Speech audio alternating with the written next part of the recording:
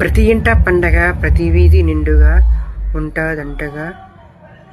పండగ చేసుకోవడం, ఆచారాన్ని ఆచరించడం మంచిదే కానీ పక్కీదిలో పెద్ద విగ్రహం పెట్టి మనం పెట్టాలని కాదు. వినాయకుడు ఏమైనా అడిగాడు పెద్ద పెద్ద విగ్రహాలు పెట్టమని, డబ్బులు వేస్ట్ చేసుకోమని?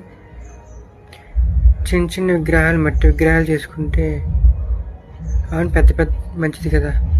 పెద్ద పెద్ద విగ్రహాలు అవి ఏదో కెమికల్ కలుపుతారంట, అది నీటిలో పొల్యూషన్ అవుతుందంటే మీకు తెలుసా? కానీ చేసుకోండి మంచిది కానీ పోటీగా చేయకండి. కానీ ఇప్పుడు ఏం చేస్తున్నారంటే అందరూ కలిపి చేసుకోవాల్సిన పండగని కులాలుగా వీధులుగా విడిపోయి చేస్తున్నారు. ఇంకెందుకని చేయడం? అందరూ కలిపి చేసుకున్నప్పుడే ఆ పండగకి అర్థం పరమార్థం.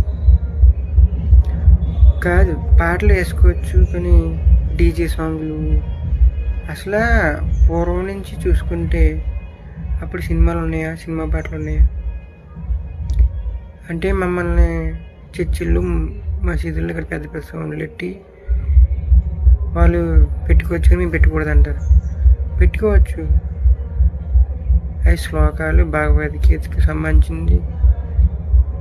ఏ గ్రంథాలు అంటే ఇందులో సంబంధించి ఆ గ్రంథాలను అవి చెప్పుకొని పెట్టుకోవచ్చు కానీ డీజే సాంగ్స్, సినిమా పాటలు పెట్టి మన ఆచారాన్ని గంగలో కలిపేస్తున్నారు. మనం ఏం చేస్తున్నాం, ఏం చేయాలో అది గ్రహిస్తే సరిపోద్ది. పెద్ద పెద్ద విగ్రహాలు నీటి పాలు చేస్తారు,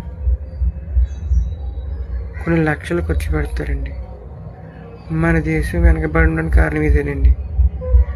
అన్ని విగ్రహాలు గుళ్ళో పెట్టి పూజిస్తారు, ఒక వినాయకుడు తప్ప.